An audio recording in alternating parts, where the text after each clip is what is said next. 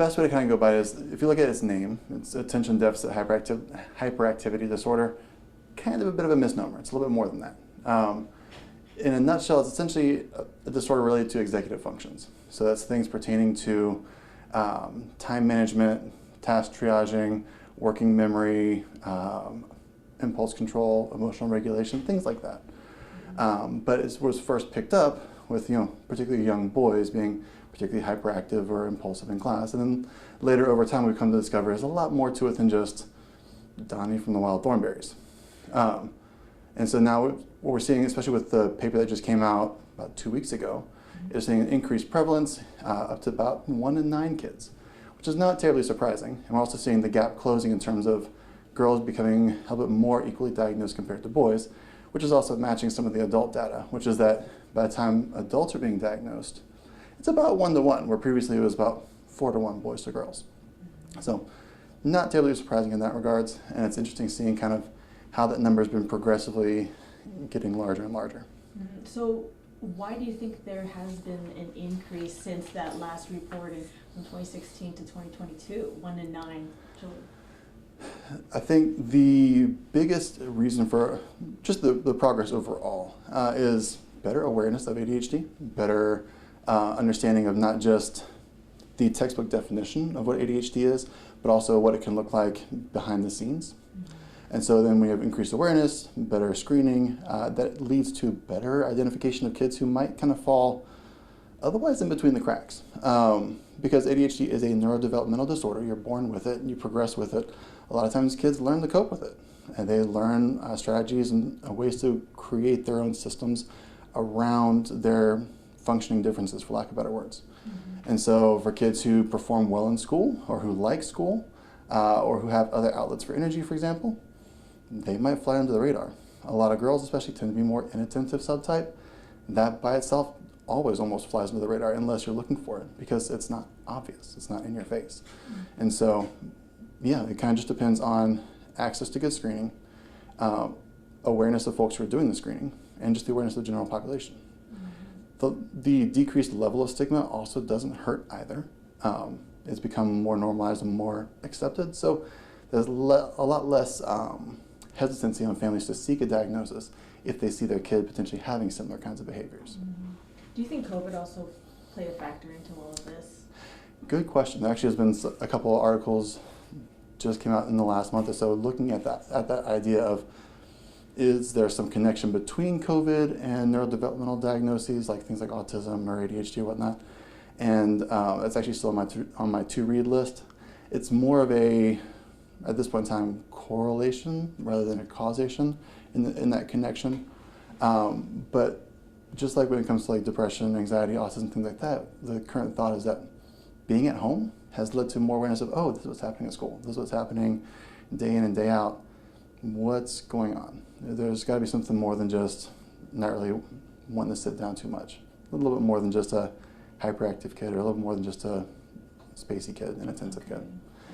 So it's less of a COVID caused something and more of the social changes that happened during COVID brought this to light. Mm-hmm. I see. And so age-wise, it could affect anyone. Yeah, pretty much.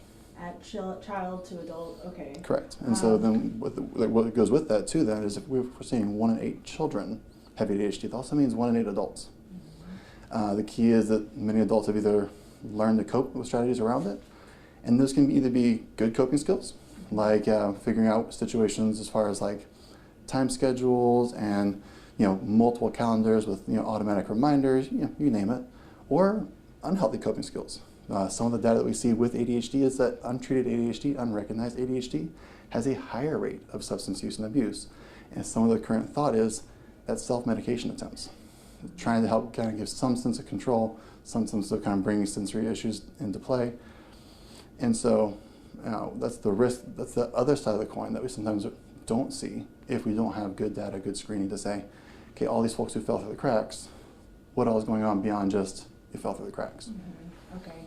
And now to signs. Mm-hmm. Obviously, it sounds like lack of focus, that kind of thing. Is there something else that isn't that someone might not be able to pinpoint? Yeah. So kind of your most obvious ones, like we're aware of. So if young boys in particular, but even just any young kid, if you're hyperactive or impulsive, you get picked up earliest. We're talking, kindergarten, first grade, second grade.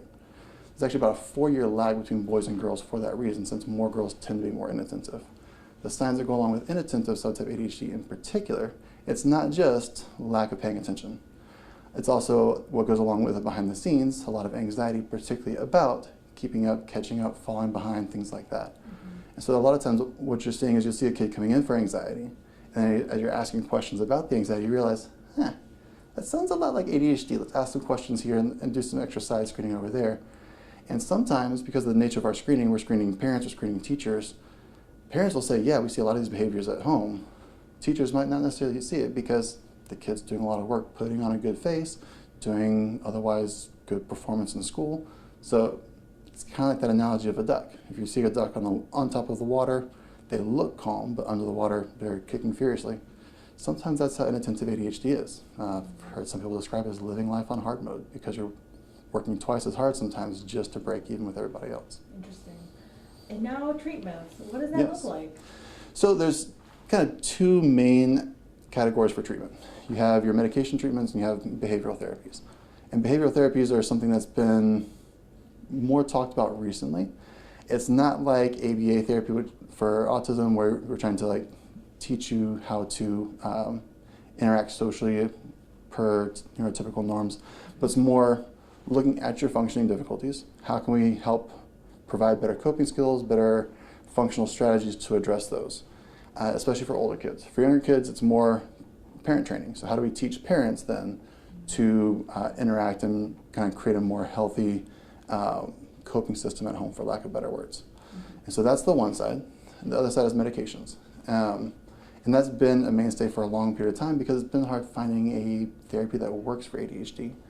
Because again, going back to executive function, if you're expecting someone to execute a therapy and part of the issue is execution, it makes it kind of difficult to figure out a way to deliver that. Yeah. So medications have been a mainstay for a long period of time. And it kind of falls into two camps. You have your stimulants, like your Adderall family and your Ritalin family. And that includes medications like Adderall, Ritalin, Concerta, Vyvanse, Asteris. And then you also have your non-stimulants. You have some medications like Qelbree and Strattera that are more closely related to some of your antidepressants, and other ones like clonidine and guanfacine, which are more related to blood pressure medications. But they also provide a different avenue for action that some of the stimulants do. And so depending on how a kid responds to side effects, we can figure out, okay, do stimulants work? Yes or no?